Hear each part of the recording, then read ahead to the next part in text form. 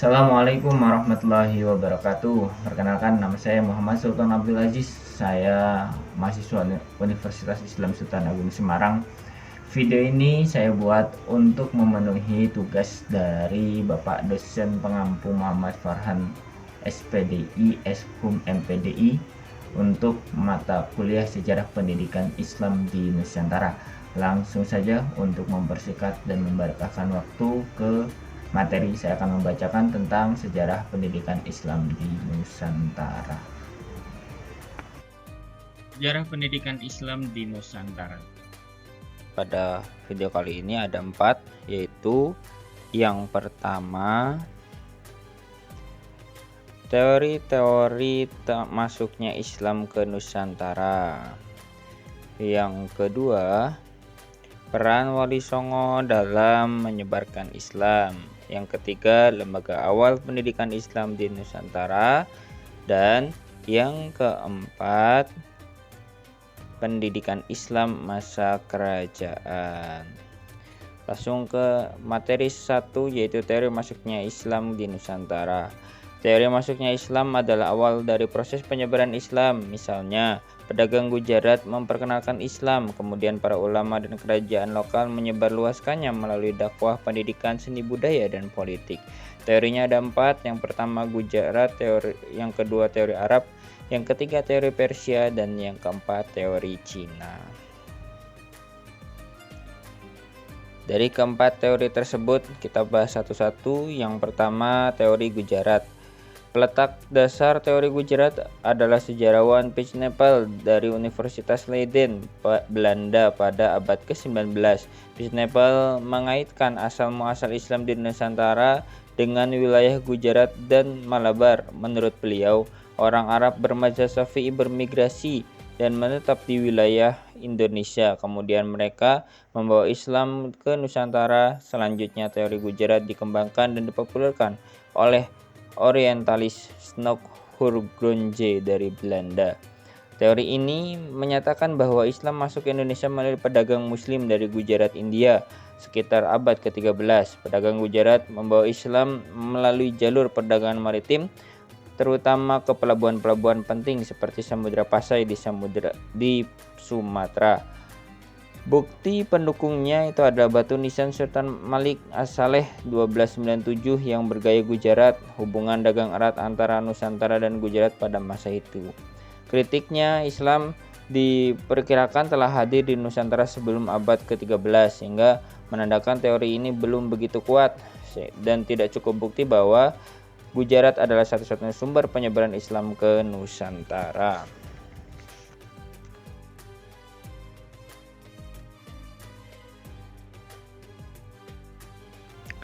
Dan ini adalah bukti pendukungnya, batu nisan Sultan Malik As-Saleh yang bergaya Gujarat, India.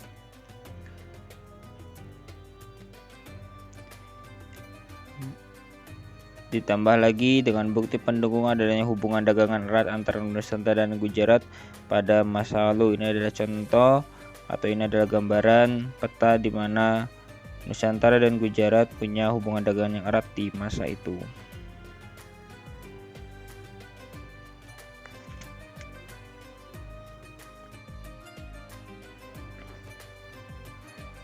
Selanjutnya teori Arab. Buya Hamka dan Crawford adalah tokoh yang mendukung teori Mekah, yaitu teori yang menyatakan bahwa Islam masuk ke Indonesia pada abad ke-7 Masehi dibawa oleh para musafir asal Arab. Islam masuk ke Indonesia langsung dari Arab, maksudnya dari Jazirah Arab, terutama melalui pedagang dan ulama yang datang ke Nusantara sejak abad ke-7. Mereka memperkenalkan Islam kepada masyarakat lokal di pelabuhan-pelabuhan seperti Barus, Sumatera. Bukti pendukung dari teori Arab adalah catatan sejarah Arab yang menyebut adanya komunitas Muslim di Asia Tenggara pada abad ke-7, hubungan maritim langsung antara Timur Tengah dan Asia Tenggara, jejak peninggalan tradisi dan nama-nama Islam yang kuat yang berakar pada bahasa Arab. Kritiknya, bukti arkeologis tentang komunitas Muslim Arab di Indonesia pada periode ini sangat terbatas.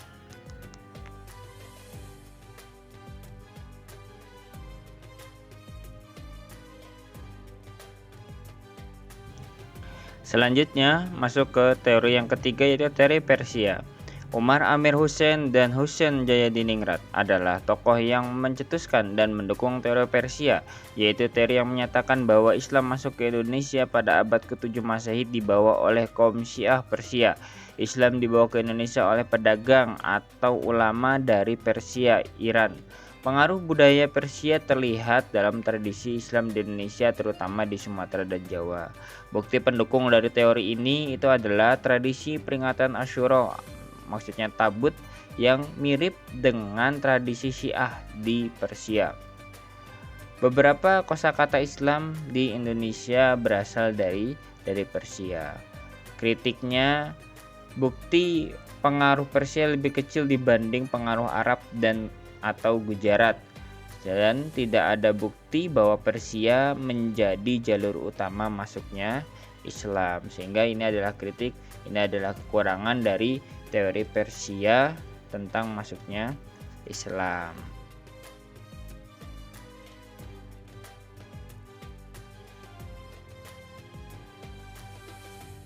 Selanjutnya masuk ke teori Cina. Slamet Muljana adalah sejarawan Indonesia yang mengemukakan teori Cina tentang masuknya Islam ke Nusantara. Teori ini menyatakan bahwa Islam masuk ke Indonesia dibawa oleh para perantau dari Cina pada abad ke-9. Slamet Muljana mengemukakan teori ini dalam bukunya yang berjudul Runtuhnya Kerajaan Hindu Jawa dan Timbulnya Negara-negara Islam di Nusantara tahun 2005. Berikut beberapa pendapat Slamet Muljana terkait teori Cina. Sultan Demak adalah orang peranakan Cina.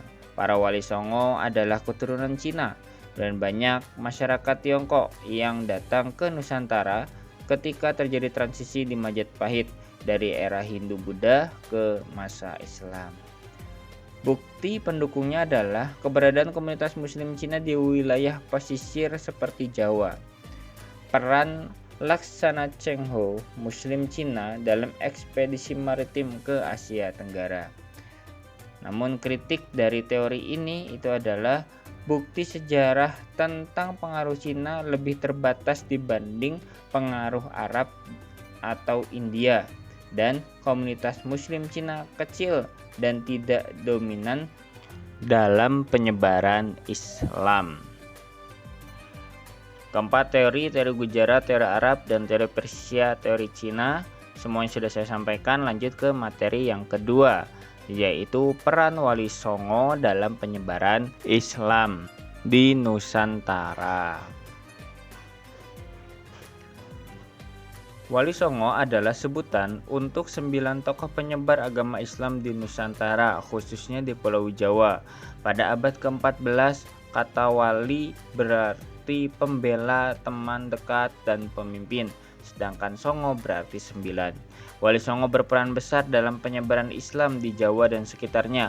Mereka tinggal di beberapa daerah penting di pantai utara Jawa seperti Surabaya, Gresik, Lamongan, Demak, Kudus, Muria, dan Cirebon.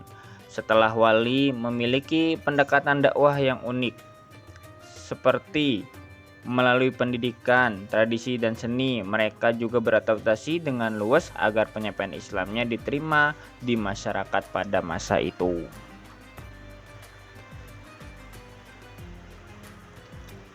Materi yang selanjutnya akan saya sampaikan tentang lembaga Islam di Indonesia. Yang pertama ada pesantren, surau, monasah, dan madrasah.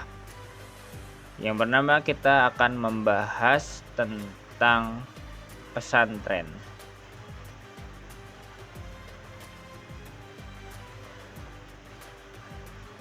Menurut Manfred, pesantren berasal dari masa sebelum Islam serta mempunyai kesamaan dengan Buddha dalam bentuk asrama. Pesantren berarti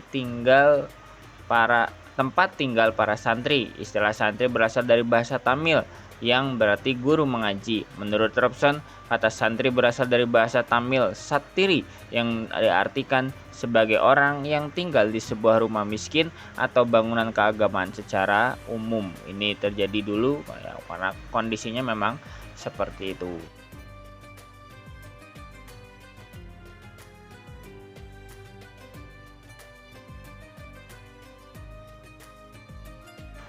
Yang selanjutnya adalah surau. Surau, sebutan surau biasanya dikonotasikan dengan istilah langgar atau musola, karena dari segi kelahiran surau muncul lebih jauh sebelum langgar atau musola berdiri sebagaimana disebutkan di atas. Penggunaan istilah langgar biasanya digunakan untuk sholat dan mengaji bagi kaum muslim di Jawa. Setelah melaksanakan ibadah sholat, para jamaah melanjutkan dengan membaca Al-Quran bersama yang dipimpin imam atau guru yang ditunjuk sebagai pendidik di surau.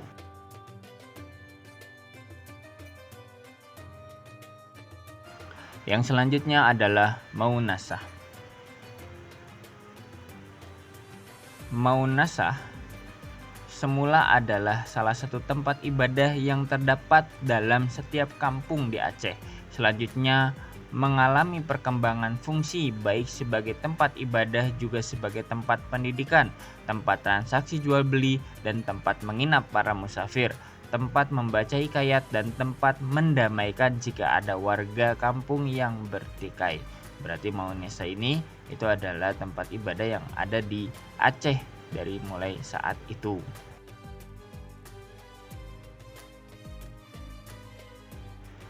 Yang selanjutnya ada madrasah.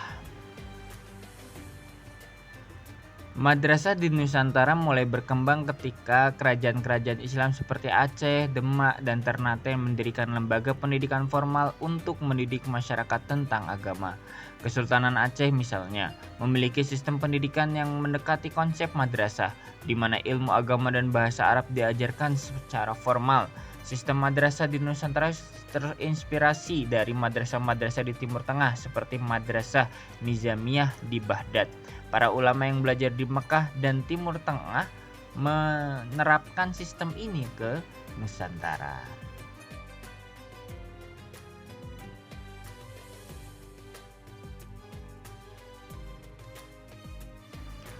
Materi selanjutnya akan kami lanjutkan, yaitu materi keempat, pendidikan Islam di masa kerajaan.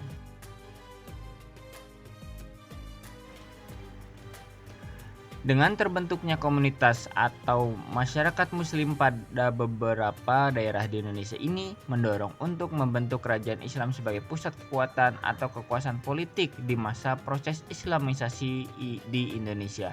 Kerajaan Samudra Pasai dan Parlak di Aceh, Pulau Sumatera, Kerajaan Demak di Pulau Jawa, dan Kerajaan Mataram.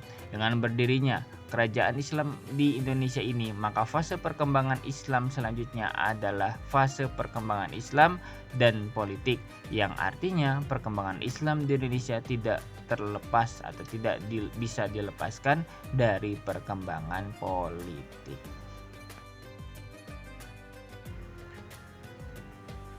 Berikut adalah foto-foto yang bisa kita sajikan. Itu ada foto dari Kerajaan Parlak, Kerajaan Samudra Pasai, Kerajaan Mataram Islam. Ada Kerajaan Cirebon, Kerajaan Gua-Talo, dan Kerajaan Tidore. Ya, tentunya masih banyak lagi penjelasan-penjelasan yang lebih jelas dari apa yang kami sampaikan. Terima kasih, semoga bermanfaat. Mohon maaf banyak kurangnya dari apa yang kami sampaikan, dan insya Allah pasti banyak kurang dalam apa yang kami sampaikan, dan kami harap semoga semuanya bisa mudah memahami dan terus belajar ke tempat yang lain agar semangat belajar dan terus mencari barokah untuk mendapatkan ilmu yang barokah ini. Alhamdulillah, jazakumullah khairan. Assalamualaikum warahmatullahi wabarakatuh.